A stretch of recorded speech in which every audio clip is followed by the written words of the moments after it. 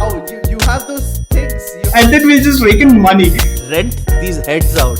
China is a great example of indefinite pessimism. Cost center, and he's made it into a profit center. It's fucking mind-blowing. Okay. So, I don't know how to start this. So this guy, he's older than me now. Okay. At least, yeah, older than us. So this guy, his only two competitors is Elon Musk and Jeff Bezos. What? Yeah. Which company do you think he is? Which space do you think he is in? The tech space? Macha, what? Yeah, obviously. Okay. So his company is called Relativity Space. Okay. It is the third competitor in the rocket space. His name is Tim Ellis. Okay, his competitors are Elon and Jeff Bezos, SpaceX, and Blue Origin. Okay. And what is his USP? Okay, Elon Musk wants to go to Mars. Jeff Bezos is like, sure, I have money. I want a rocket. Okay. Sorry, Virgin is also there. Richard Branson. Yeah. Okay. Yeah. So he's competing with the three richest people on the planet. Three richest, most influential, smartest people on the planet. Okay. And this guy's USP is a fully 3D printed rocket. Can you imagine? Okay. So here's a story. He is working. He used to work in Blue Origin. Okay, he used to be interning over there. He even pitched a fully 3D, printed rocket to Jeff Bezos, and Bezos was like, yeah, sure, why not? We'll build it. But they actually didn't do anything with it. Okay, because Blue Origin's goal was obviously get to market as ASAP, because SpaceX is there and Branson is there with his Virgin thing. So, okay, it wasn't really focused on quality. And so this guy, he's 25 years old. He has $100,000 in student debt, quits Blue Origin and starts this company. Okay, he has a friend. So during college, he had a friend, and they were in a rocket club together. So they used to make rockets together. His friend went to SpaceX. He went to Blue Origin. They both quit, and they both started this. Damn. Okay, yeah. So 25 years old, started Blue Origin. They told him, nice try, kid. Okay, he got funding from Mark Cuban, and he got funding, and he got into YC as well, Y Combinator. Okay, so that's just brilliant. Now that company is worth $4.2 billion. Okay, they have almost 850 employees. 500 of them are ex-SpaceX employees. Can you imagine? It's like obviously, where else are they going to get the employees from? But it's good. It's good, right? Yeah.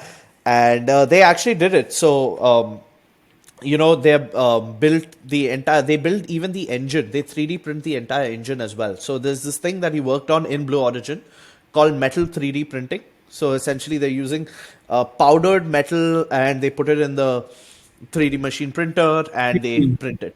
Okay, and if you're interested in watching the launch, they haven't really launched at all as of yet. They have done some testing, but their first launch is at the end of this month. 30th November 2022. Where are they going to launch it to? No, it's just a orbit thing, lower orbit mission. Okay. So there's going to be no package on it or anything. It's a final test. So it's very close to Nikola. Okay, when Nikola couldn't make a product launch, these guys are like, fuck, we can't be Nikola. Okay. And and tons of big names have invested in this, and these guys have a pre-sale order of $1.2 billion without having the product. NASA has given them a project, a bunch of them have given them a project. So they're going to sell it to governments and government organizations and stuff like that, just like how SpaceX does. How SpaceX does, exactly. And they do have a mission like SpaceX to go to Mars, a interplanetary transport system. A space-faring civilization. Yeah. But dude, first of all, the rocket looks really cool. they're also working on a fully reusable rocket as well, just like Mm. SpaceX. Mm. And yeah, the really cool fact is that and this is what happens. So there's a comparison over here. So I'll just drop some data over here. Yeah. So they say relativity space is so raw material to flight in 60 days. Okay, Whoa. 100 times less, fewer parts than the traditional rocket. Okay, so basically, relativity space can build it in less than 1,000 parts. Okay, less manpower required. Can build it under 2 months. It's a simple supply chain because everything is built in the US and it's all automated. So they're using Mm. AI and it's pretty much automated. There's no like very few like man requirements for like someone to come and do some manual work. And the whole thing is 3D printed. It just makes the task so much more literally machine driven, right? Yeah, You just need to yeah. like ask. You just need to figure a way out to mass manufacture, mass 3D print that product, and boom, you're good to Boom, go. it's done. And they also want to bring make a smaller model of their 3D printer, metal 3D printer, and like to carry it as well because you don't want to carry a wrench to Mars or that. This is what one of the employees actually said in like one of the interviews. He's like, nobody wants to carry a wrench to Mars, so just take the 3D printer with you. So if you need a wrench, just print one. Yeah. Okay, but it gives you the flexibility to print any object that's required in your flight over there. So if there's any issues, anything, just, oh, okay, these are the specs, let's get it done. Okay, that's awesome. But what about the raw material required to print that? Wouldn't you have to carry the raw material from Earth, or is there a way in which you can like source it off of? No, that's too much. That's too much. Yeah, that Yeah. would be like next level.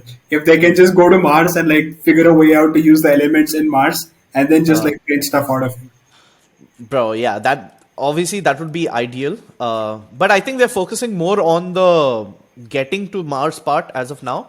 Because I mean, there's so much less data on like what's in Mars and like how to do that and how do you use the stuff over there. But yeah, it's essentially powdered metal. So the launch that's happening on 30th is called Good Luck, Have Fun. Okay. So now he's like just a 32-year-old dude with a rocket company. So yeah, crazy.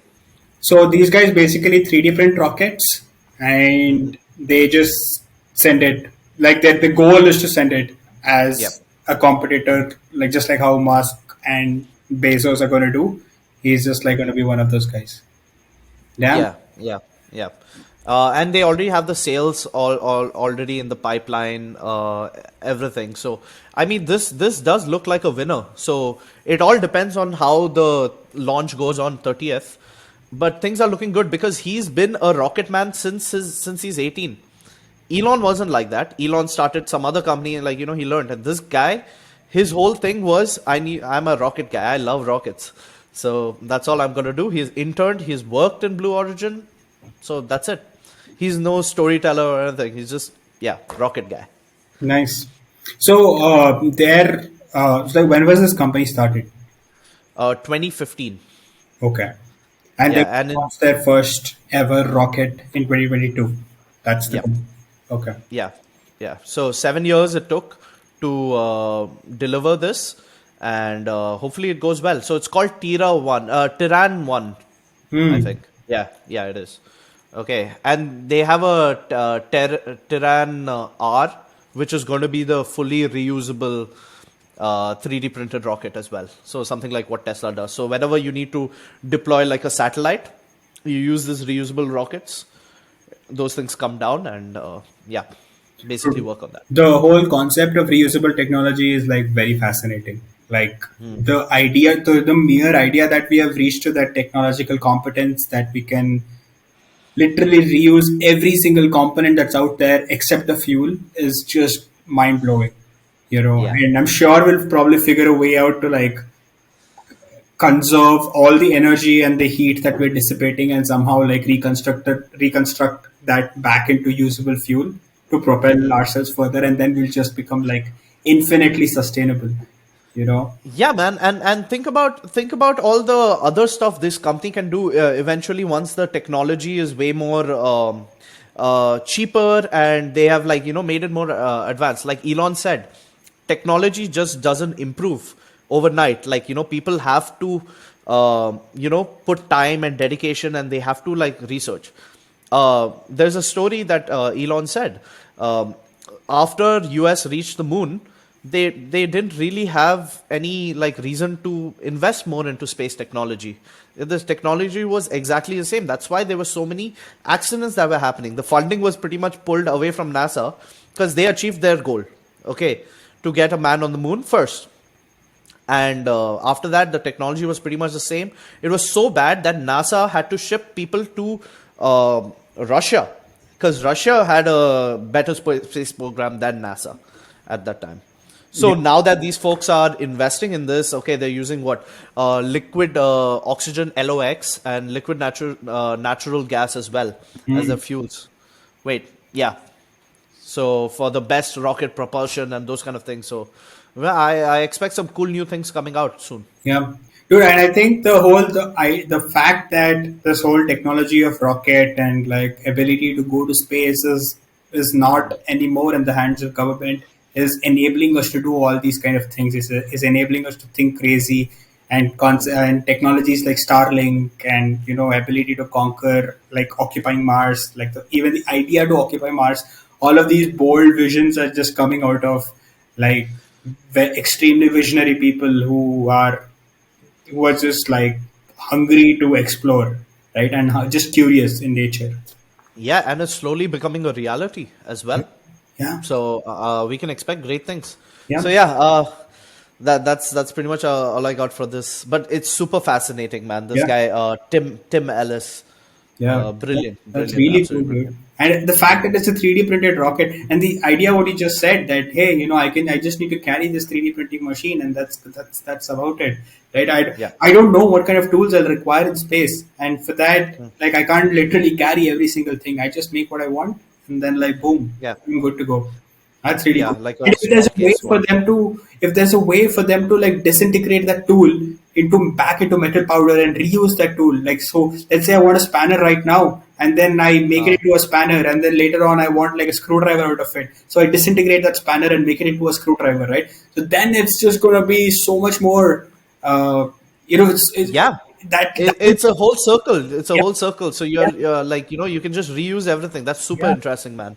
Yeah, and I'm Damn, sure that's they're like aiming towards that. Like that's that you've got to figure a way out to be truly sustainable, like truly 100% self-sustainable. Just like how plants are. Like I don't know, like in some they're not 100%, but yeah, in amongst all the other species, plants are something that's like truly sustainable because they don't really have to depend on anything. They just need sunlight and like that's it. Like if yeah. you get plants like cactus and all of that, they just mostly need sunlight. It, And dude, this also improves in safety. You yeah. know why? Okay, so here's the traditional rocket. The traditional rocket has above over 100,000 plus parts. Okay, some small, some big, some small, some big, and it's being outsourced from like different places. Okay, I know SpaceX builds pretty much majority of it in house, but okay, it goes through like a certain number of safety this thing, but that's why the process is elongated. That's why you need so many staff members and everything, and everyone has to be like extremely precise and make sure everything's working. But here you have less than 1,000 parts. Wow.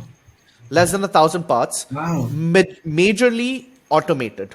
Okay, so there over there somewhere is written autonomous robots pretty much build this. Okay, so they're using AI, they're using these robots, they have all the sensors and everything ready. So they just look at the data, and then there's very few human interventions over there in the checking process, which is why they're able to do it in like what, 60 days. Dude, 1,000 parts is like a very fascinating number. I'm sure a two-wheeler bike like the Hero Honda Splendor has more parts in it than I'm sure it has way more than 1,000 parts. It's unbelievable that they're able to do it with that number of parts. Yeah, and now think about it. So they have the technology of 3D printing metal equipment. So 3D printing cars, 3D printing bikes. Okay, just pretty much automating a lot of the process. Yeah. okay, in the world. And maybe, like, if they find a way, like if it's cheaper, Yeah. done. Yeah, I Yeah. think like once they've got to figure out the economies of scale, but once they do that, 3D printing as a technology is going to just blanket whatever we do in terms of physical product, whatever we use in terms of physical products, because you don't need like human intervention, like you said, because it's truly going to be 100% automated.